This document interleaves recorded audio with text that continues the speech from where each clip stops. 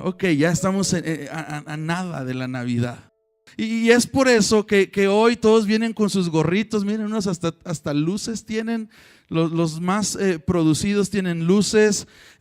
Mi esposa, esa diadema nunca se la había visto a mi esposa. Iván, mira, Iván, puedes ponerte de pie. Ponte tus gafas. Miren nada más, Iván. Es ese diseño de lentes, último modelo. Denle un aplauso a Iván, que se esforzó mucho con su...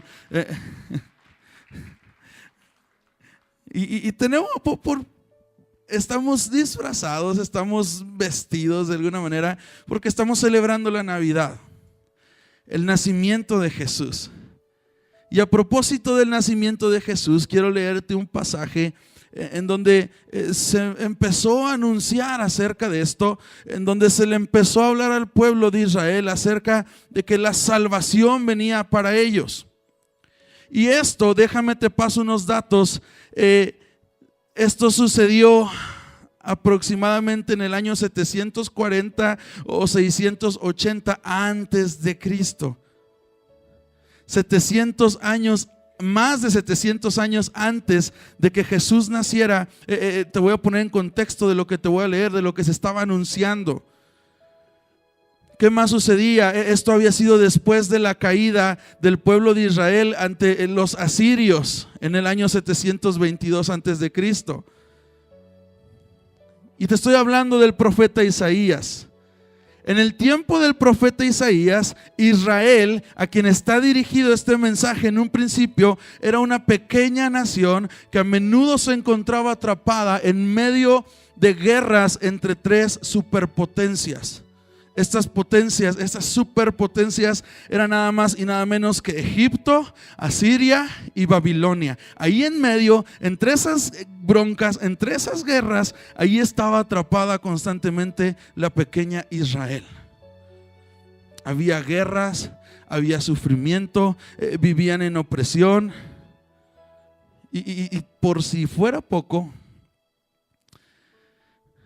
vamos a leer hoy Isaías 40. Pero si tú te vas a Isaías 39, Isaías 39 termina anunciando la llegada de Babilonia para conquistar a Jerusalén y el exilio de una nación. ¿Sabes? El anuncio de que algún día Babilonia capturaría a Jerusalén y se llevaría a su pueblo al exilio era un golpe amargo. Era un golpe muy amargo. Imagínate que alguien viniera hoy, que yo me parara hoy aquí y yo no soy profeta, pero si yo fuera un profeta y yo me parara aquí a hablar y decirte, ¿sabes qué? Si este año fue difícil, si este año hubo pruebas, el año que viene prepárate porque ahí viene Babilonia. Más adelante prepárate porque viene algo más fuerte, viene algo peor. Y el pueblo estaba en esa condición. Pero de repente en el capítulo 40 Isaías da un giro al discurso y empieza a hablar de salvación y le dice lo siguiente al pueblo. Escucha bien, vamos a leer del 1 al 11. Y a un pueblo que estaba afligido, a un pueblo que estaba necesitado de libertad, a un pueblo que estaba pasando necesidad. No sé si alguien se identifica con eso. A un pueblo que estaba pasando pruebas y que acabando una prueba venía la otra prueba y venía otra más grande y otra más grande y otra más grande. En medio de esa situación levanta su voz Isaías y de parte de Dios por medio de Isaías empieza a hablar esto y dice: consuelen a mi pueblo, dice su Dios. Hablen con ternura a Jerusalén y díganle que se acabaron sus días tristes y que sus pecados están perdonados. Sí, el Señor le dio doble castigo por todos sus pecados, pero escuchen, es la voz de alguien que clama: abran el camino a través del desierto para el Señor. Hagan una carretera derecha a través de la tierra baldía para nuestro Dios. Rellenen los valles y allanen los montes y las colinas. Enderecen las curvas y suavicen los lugares ásperos. Y entonces se revelará la gloria del Señor y todas las personas la verán. El Señor ha hablado.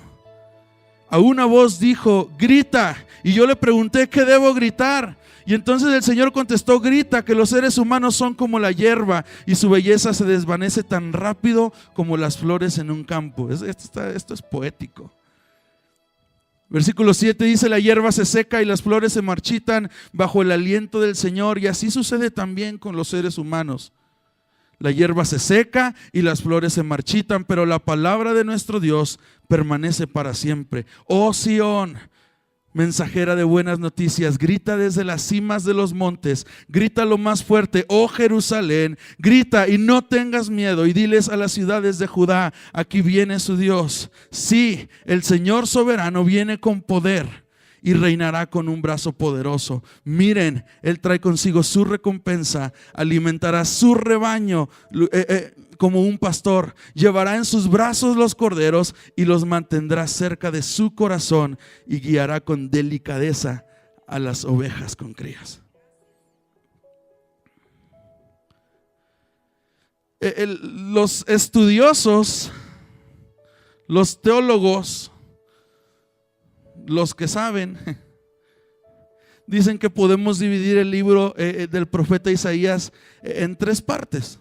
Algunos estudiosos concluyen eso. Dicen que del capítulo 1 al capítulo 35, el libro del profeta Isaías pueden ser capítulos proféticos de condenación al pueblo.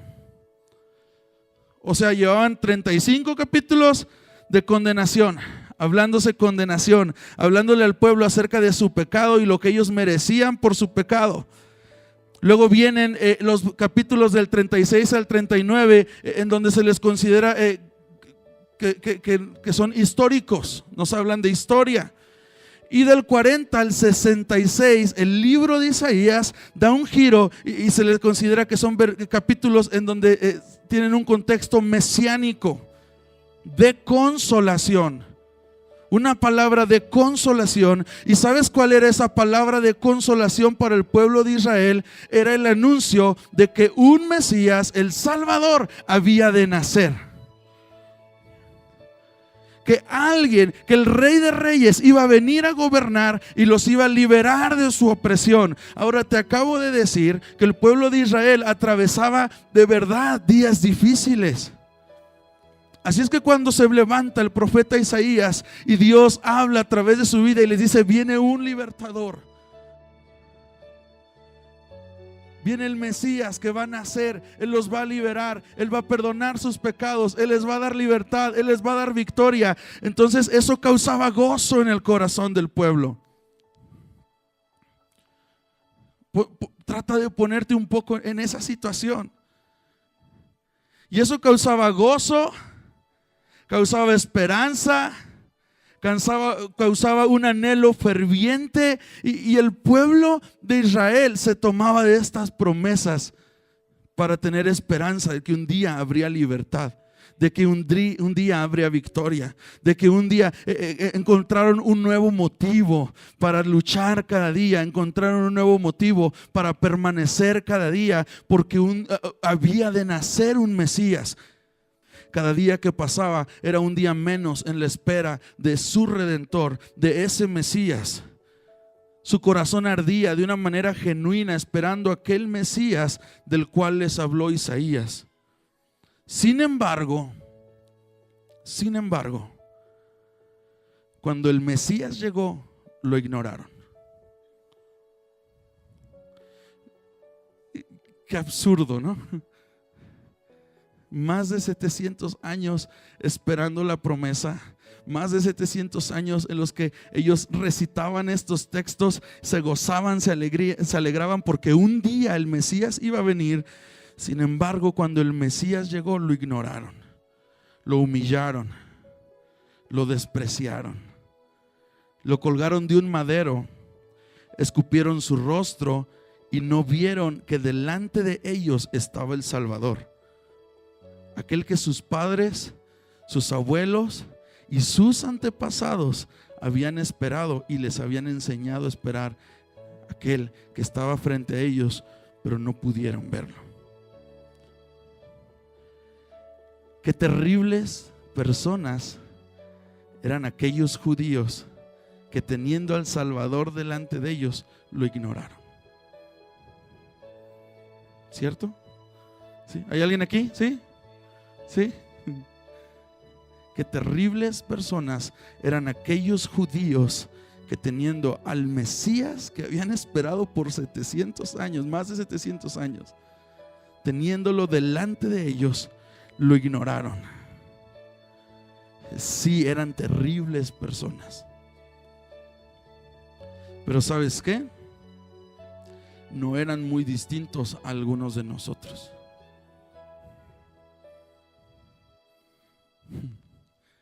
Así es justo como imaginé este momento, todos callados, sin decir nada.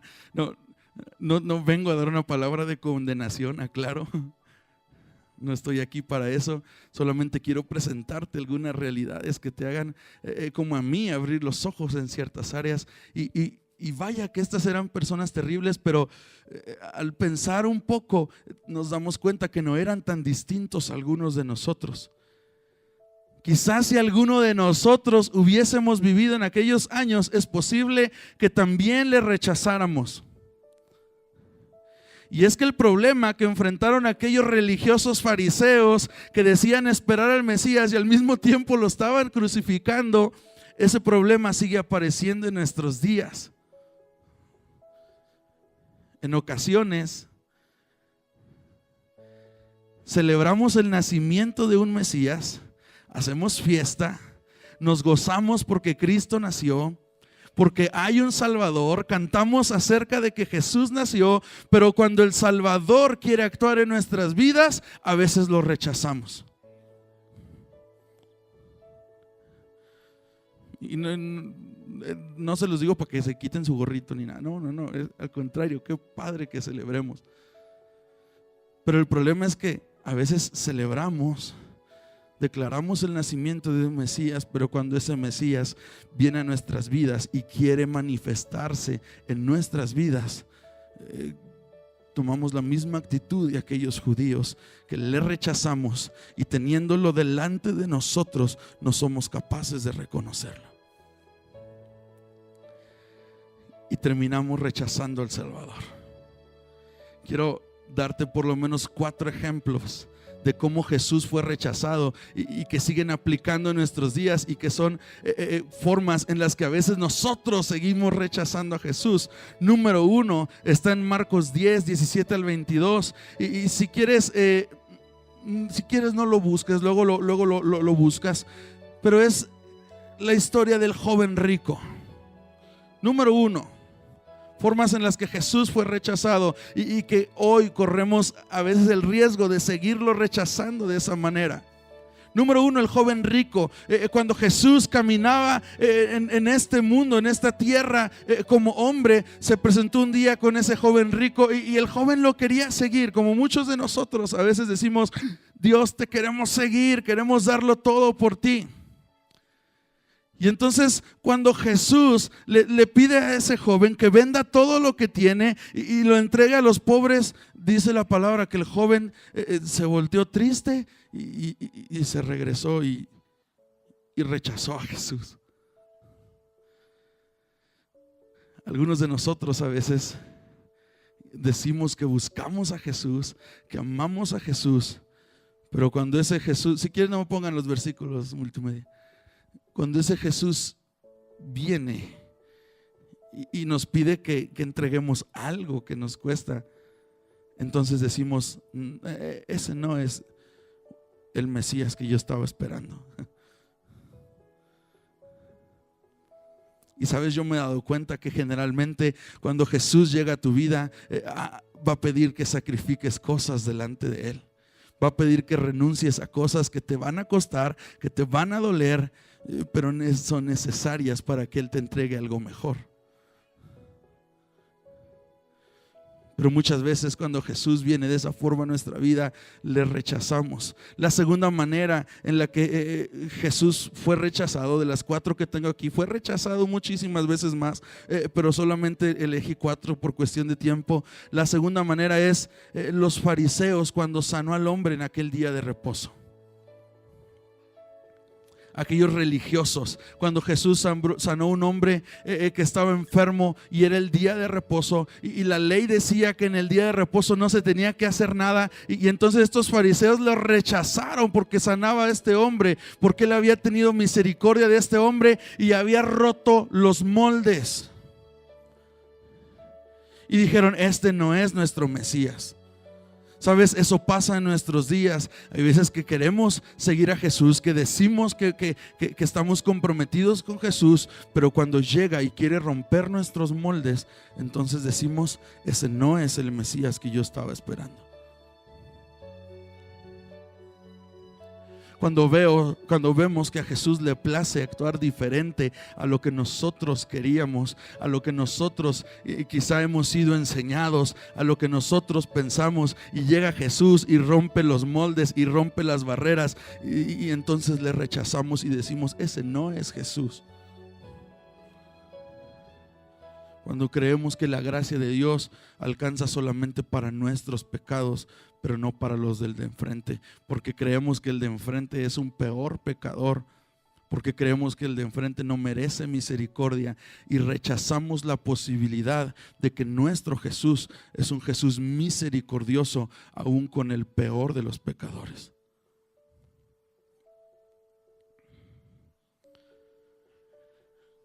Y número 4, tenemos a alguien que lo rechazó. Yo creo que si yo les preguntara a ustedes alguien que haya traicionado a Jesús, el primero que me dirían sería este amigo. Es más, díganme, ¿alguien que haya traicionado a Jesús? Judas. Tenemos a Judas, que después de experimentar de cerca su poder, escucha esto, y a lo mejor cuando lo escuches te des cuenta que Judas no está tan alejado de algunos de nosotros. Y no pienses no, sí, mira, como el hermanito tal, o como, no, piensa en ti. Yo cuando hice esto pensaba en mí, te lo prometo. Judas, que después de experimentar de cerca el poder de Jesús, después de ver los milagros, después de convivir con Él, después de caminar con Él, después de pasar 3 años viviendo con Jesús, aún así decidió darle la espalda. Y sabes, ese es un problema que seguimos enfrentando en nuestros días. Personas que caminan con Jesús, que ven el poder de Jesús, lo experimentan en sus vidas, que ven los milagros suceder, no en la vida del de enfrente, sino en su propia vida. Jesús los levanta, Jesús empieza a obrar en sus vidas, y aún así llega un punto en donde deciden darle la espalda y dicen: Jesús no es suficiente para mí. Y entonces le rechazamos. Y entonces, como los fariseos, teniéndole enfrente, no le reconocemos. Ahora, ¿qué podemos hacer? De nada te sirve que yo te venga y te diga todo esto si no te doy un poco de luz acerca de qué podemos hacer.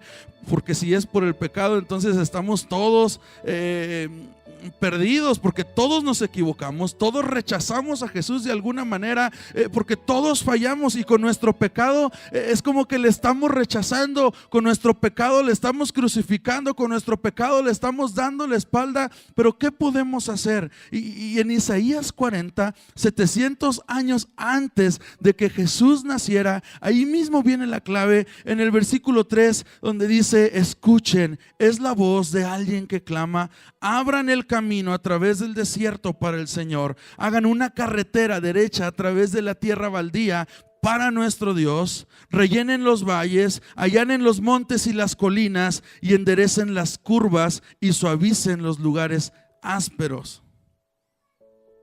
Tú me vas a decir: ¿y eso qué, Roy?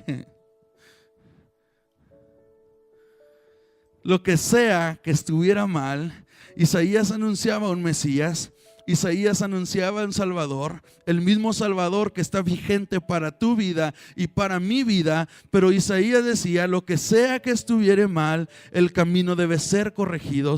Y Y esto que nos menciona, la idea de preparar un camino para el Señor, no es más que una analogía, porque las verdaderas preparaciones tienen que tomar lugar en nuestros corazones. Construir un camino se parece mucho a las preparaciones que Dios tiene que hacer en nuestro corazón para que el Mesías habite en nuestro interior. Ambas cuestan mucho. Construir un camino cuesta demasiado. Preparar nuestros corazones, modificar nuestros corazones, ha costado también la misma sangre de Jesucristo. Ambas tienen muchos problemas diferentes. Si tú te fijas, Isaías dice: preparen el camino, abran camino en el desierto, enderecen las curvas, allanen los montes, las colinas, y va presentando diferentes obstáculos, los mismos obstáculos que a veces hay en nuestro corazón para no rechazar a Jesús. Y en ambos casos, para preparar un terreno, para preparar un camino y para preparar nuestros corazones, necesitamos un experto, la ayuda de un experto. Yo creo que ninguno de aquí, si yo les dijera: a ver, aviéntense una carretera de aquí a Mezquitic, creo que no hay alguien aquí que me pueda decir: órale, yo me la aviento y va solito, bien hecha. No, necesitamos ayuda de un experto. Asimismo, para preparar nuestro corazón y tener un corazón digno de recibir a Jesucristo, un corazón apropiado, quitando lo que estorba para recibir a Jesucristo, necesitamos la ayuda de un experto, y ese experto es el Espíritu Santo de Dios.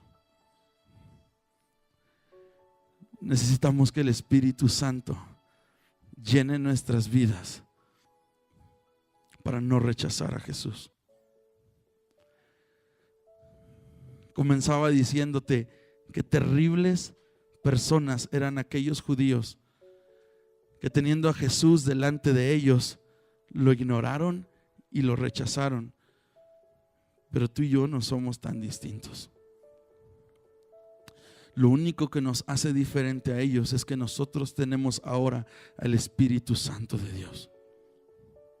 Lo único que nos puede acercar a Cristo Jesús es su Espíritu Santo. Lo único que nos puede ayudar a caminar día tras día teniendo presente a Jesús en nuestras vidas es el Espíritu Santo. Él es el único que puede venir, llenar nuestros corazones y hacernos dar frutos que por nuestra naturaleza no podríamos dar.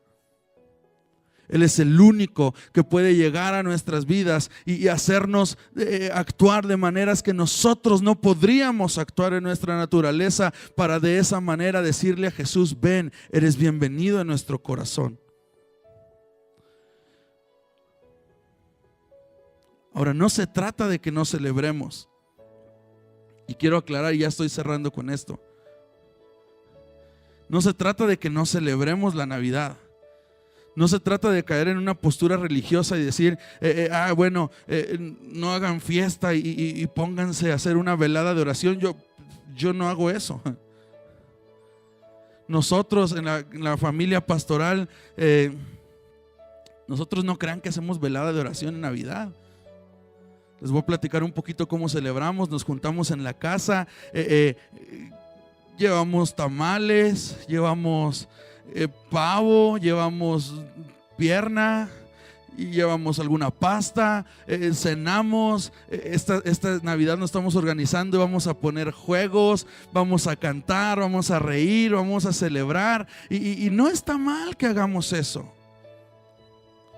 El problema es cuando anunciamos, celebramos la venida del Mesías, celebramos que Jesús nació, pero el resto de nuestra vida lo estamos apartando de nosotros. No está mal que celebres, no está mal que vengamos con nuestros motivos navideños, es padrísimo eso. El problema es que nada de esto tiene sentido si el resto de los días, si el resto de tu vida, tú te la pasas rechazando a Jesús, dando frutos que le repelen de tu vida. Ahí no tiene sentido entonces que te juntes en Navidad y digas: Jesús nació. si le estás rechazando. ¿Sabes cuál es una buena manera de invitar a Jesús en estos días a que esté en tu vida y no rechazarlo? ¿Por qué no empiezas perdonando a aquellas personas con las que tienes algo en contra de ellos? ¿Por qué no empiezas perdonando? Porque eso sí es celebrar que Jesús nació. ¿Por qué no empiezas teniendo misericordia de aquellos a lo mejor que no tienen en dónde pasar estas fiestas? Y le dices, ven a mi casa, ve, échate un pavito, échate unos frijolitos, no sé qué. Y eso es más, invitar a Jesús a tu celebración. ¿Por qué no empiezas comprometiéndote con Cristo para no rechazarlo de tu vida? Y quiero terminar con lo siguiente. Está bien que celebremos, alegrémonos, pongamos un árbol en casa, llenemos nuestra casa de luces. Yo intenté llenar mi casa de luces, pero se me acabaron las series. Entonces, si alguien va a mi casa, que es su casa, y la ve por fuera, la manera de identificarla es la casa que tiene las luces hasta la mitad.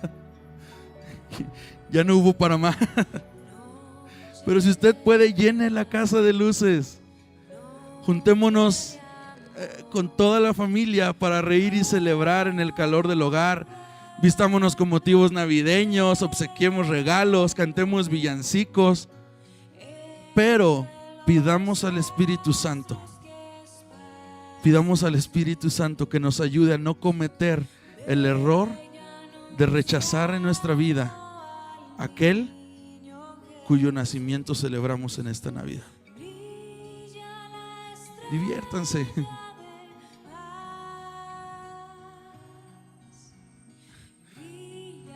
A algunos no les va a gustar que diga esto, pero pues si te gusta tronar cohetes, pues trona cohetes. O no, por los perritos, ¿eh? No es cierto, no, borren eso, editen el video. Si te gusta cantar, canta. Si te gusta poner luces, pon luces. Si te gusta orar en la cena de Navidad, ora. Pero el que no ora tampoco no creas que es un pecador, ¿eh? Haz lo que sea, pero pídele al Espíritu Santo que te ayude a no cometer el error que se cometió hace más de 2000 años, que teniendo al Salvador enfrente de ellos no lo pudieron reconocer. Pidamos al Espíritu Santo que nos ayude a no cometer ese terrible error de celebrar el nacimiento de alguien a quien nos encontramos rechazando en nuestras vidas, de hacer una fiesta para alguien que no somos capaces de invitar a nuestros corazones. Preocupémonos, así como nos preocupamos por organizar toda la celebración, preocupémonos porque Jesús esté presente en nuestra vida, en nuestra familia, no solamente en estas fechas, sino durante todo el año. Celebremos, honremos el nacimiento de Jesús cada día de nuestras vidas y no tengamos por poco el sacrificio que Él hizo por cada uno de nosotros. Practiquemos la misericordia, el amor, porque eso es lo que Él nos encargó. Amaos los unos a los otros como yo los amé a ustedes. ¿Quieres celebrar el nacimiento de Jesús? ¿Quieres celebrar que Jesús vino, que el Mesías llegó, la profecía se cumplió? Ama a tu prójimo como a ti mismo. Ámale a Él con todas tus fuerzas, con todo tu corazón, con todo lo que tienes. Ama a los que están a tu lado, ama a los que están a tu alrededor. Olvídate de rencores que lo único que hacen es dañarte a ti. Practica el perdón 70 veces 7 como lo enseñó Jesús. Prepara el camino para que el Salvador entre en tu corazón. Prepara las veredas. No, solo no lo hagas. Hazlo con la ayuda del Espíritu Santo, el único que puede hacerlo en tu corazón. ¿Por qué no te pones de